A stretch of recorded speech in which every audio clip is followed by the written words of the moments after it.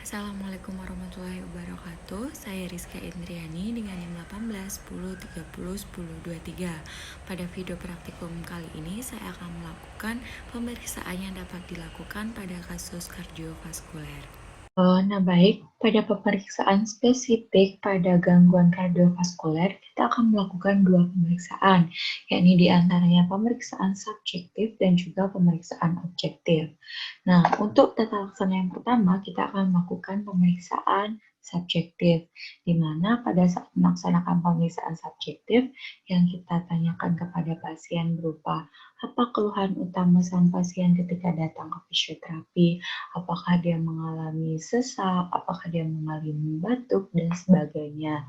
Lalu berikutnya yaitu kita akan menanyakan riwayat penyakit yang pasien alami sekarang, seperti kapan sih gejala penyakit tersebut timbul, terus apa faktor yang memperberat dari gejala tersebut? Apakah saat dia berjalan, melakukan aktivitas? Apa faktor yang memperingan gejala tersebut? Apakah ketika dia melakukan istirahat dan sebagainya? Setelah menanyakan riwayat penyakit sekarang, kita akan menanyakan riwayat penyakit dulu. Apakah sebelumnya dia pernah mengalami hal yang sama ataukah tidak? Setelah itu kita juga akan menanyakan riwayat penyakit keluarganya. Apakah dari keluarganya ada yang mengalami gejala yang sama yang dialami seperti dirinya atau tidak. Selain itu juga kita akan menanyakan kegiatan sosial pasien.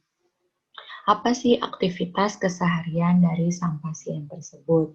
Apabila dirasa sudah, kita akan melanjutkannya ke pemeriksaan objektif. Jadi video. Nah, untuk pemeriksaan objektif sendiri kita awali dengan pengukuran vital sign, di mana pengukuran vital sign tersebut terdiri dari pengukuran suhu tubuh, lalu di sini ada pengukuran tekanan darah,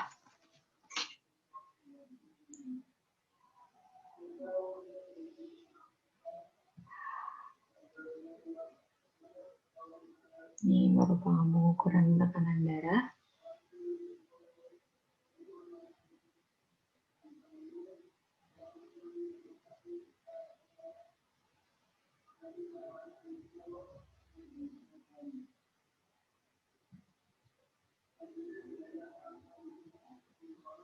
lalu pengukuran denyut nadi pasien diikuti dengan pengukuran pernapasan pasien. Ini dilakukan selama 1 menit full. Nah, setelah kita melakukan pengecekan vital sign tersebut, kita akan lanjut ke inspeksi.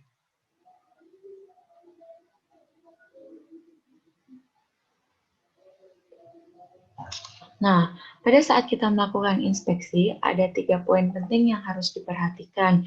Yang pertama, kita akan memperhatikan bentuk dada pasien, apakah pasien tersebut mengalami kifosis atau tidak. Lalu yang kedua itu kita akan memperhatikan postur kardiak pasien, dan lalu yang berikutnya itu kita akan memperhatikan ictus cordis sang pasien. Nah, apabila ketika kita melakukan inspeksi tersebut tidak nampak jelas ictus cordis sang pasien, maka kita akan melakukan palpasi pada ictus cordis pasien. Di sini.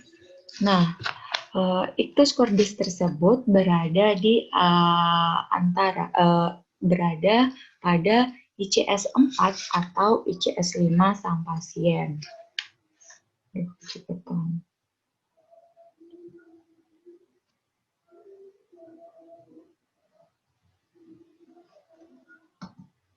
Nah, pada ictus cordis tersebut kita akan memperoleh amplitudo apabila dia normal itu ini akan terasa lembut dan cepat dan akan terasa getaran tambahan yang disebut dengan trill.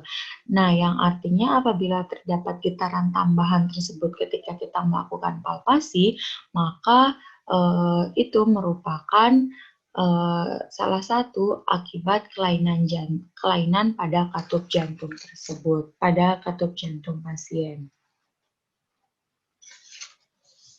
Lalu yang berikutnya, ini kita akan melaksanakan proses perkusi. Perkusi dilakukan pada ICS 2 dengan dari sisi lateral ke arah medial, dan ini kita berikan tanda apabila ketika melakukan perkusi tersebut terdapat perubahan suara dari suara sonor menuju ke suara peka. Nah, perkusi di sini bertujuan untuk mengetahui batasan dari jantung tersebut. Nah, ini kita melakukan perkusi pada ICS 3. Apabila terdapat perubahan suara, kita akan beri tanda.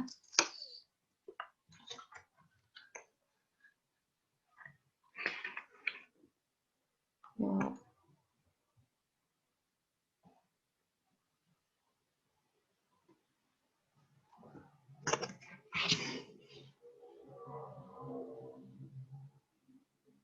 Lalu di sisi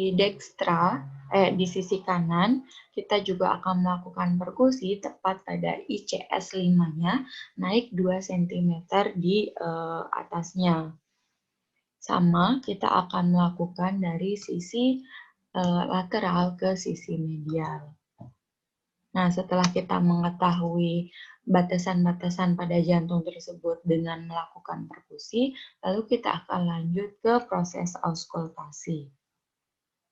Nah, proses auskultasi di sini bertujuan untuk mendengarkan suara pada jantung.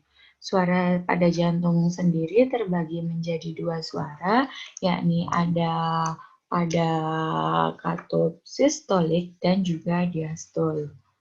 Pada saat melakukan perkusi, kita mulai dari ICS 2 sebelah kanan, lalu kita lanjut pada ke ICS 2 sebelah kiri, lalu pada ICS 4 sebelah kiri, dan pada ICS 5 sebelah kirinya. Nah, apabila terdapat kelainan pada aktivitas jantung, maka itu akan ditandai dengan penambahan suara, yakni seperti suara murmur dan juga galop. Ya. Cukup sekian video praktikum dari saya. Assalamualaikum warahmatullahi wabarakatuh.